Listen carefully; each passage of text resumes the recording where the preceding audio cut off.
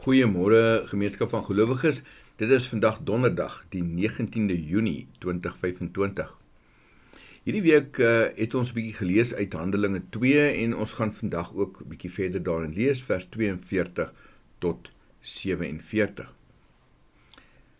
Hulle het hulle heelhartig toegelê op die leer van die apostels en die onderlinge verbondenheid, die gemeenskaplike maaltyd en die gebede.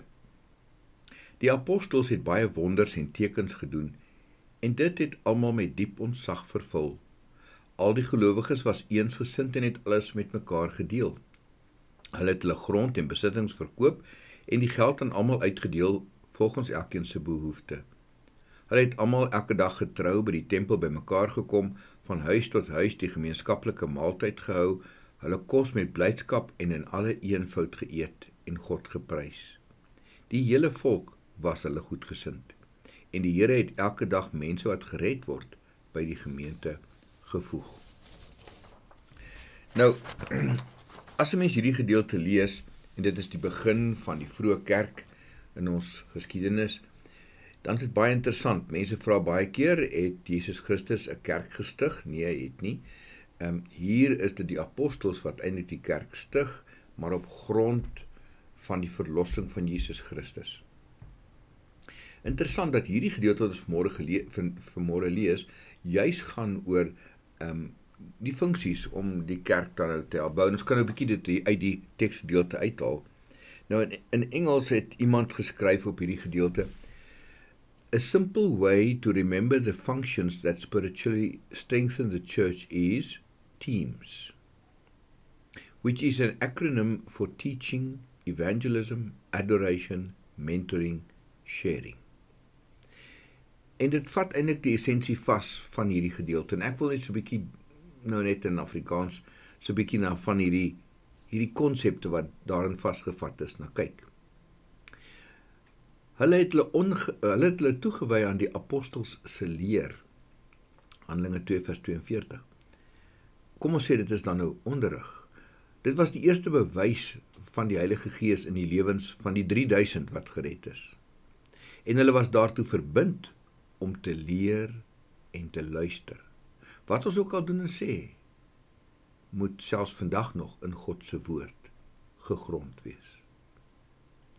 En dan die volgende sou wees om te evangeliseer of evangelisasie. Die woord evangelis en evangeliseer beteken om te preek, om die goeie tyding te verkondig, om die goeie nuus te vertel.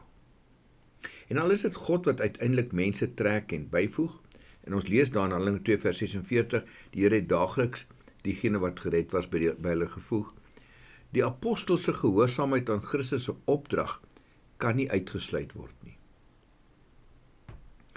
Markus 16 vers 15 is daar gesê, maar julle moet die mense leer hoe om mekaar lief te hê.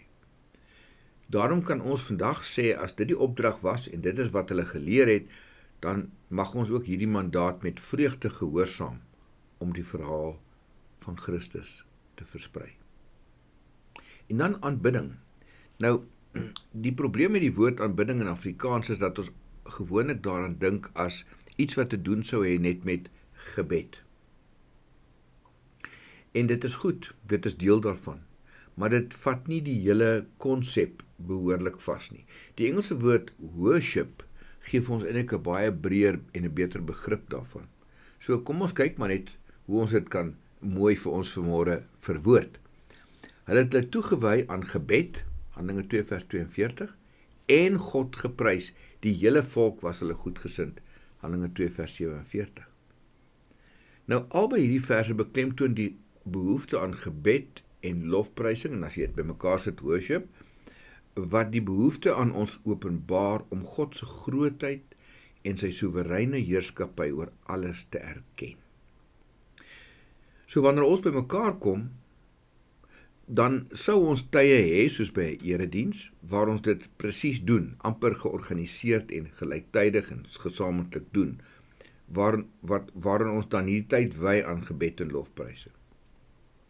Maar dit hoort ook so in jou individuele lewe, dat ons God moet prys. En hoe doen ons dit? Deur te vertel van sy grootheid en sy goedheid, en dat ons dan nou eintlik daardeur die hele tyd moet sê, maar ek dank God hiervoor.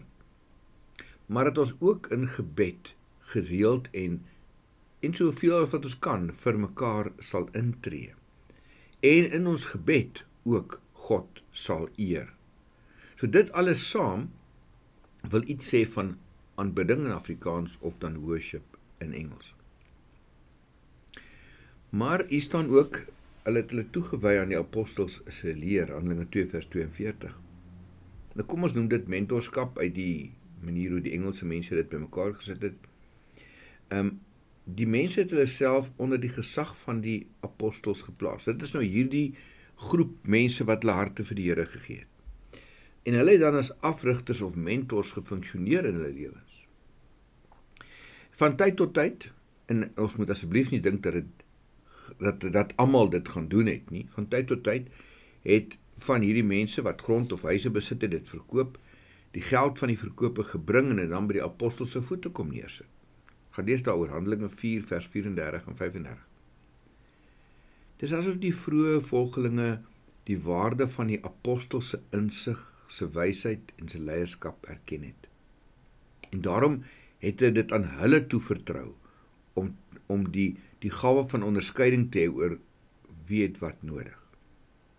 Miskien moet ons ook vandag meer doelbewus kies om deur verskillende mense gementor te word. En mentorskap beteken dat jy saam met iemand 'n pad stap. Deur hulle wat meer ervare is in geloof. En natuurlik is ons grootste mentor Christus. En dan die laaste een van hierdie is om te deel. Daai eerste akroniem wat ons gelees het van Engels, sharing, deel. In vers 42 staan hulle self gewy in onderlinge verbondenheid. Die woord verbondenheid beteken eintlik mededeelsaamheid of gesamentlike deelname. En in vers 44 tot 46 word dit eintlik meer beskryf. Mag ons dan nou ook vandag, net soos die vroeë kerk, ons lewe en materiële goedere deel met selfs diegene buite ons onmiddellike kring van invloed. Want wat het hier gebeur? Lees ons dat die mense daar rondom hulle, daar by vers 47, die hele volk was hulle goedgesind. Dit kweek 'n stuk goedheid tussen mense. So hierdie gedeelte wat ons vanmôre gelees het, help ons baie, selfs in ons moderne tyd, om te sê, goed, hoe wil ons hê, hoe dink ons behoort selfs vandag se kerk te funksioneer? En daarvoor moet ons gereeld bid vir mekaar as lidmate, maar veral ook vir ons leiers in ons gemeente, vir ons gemeenteraad, om met wysheid en onderskeidingsvermoë te lei. Amen.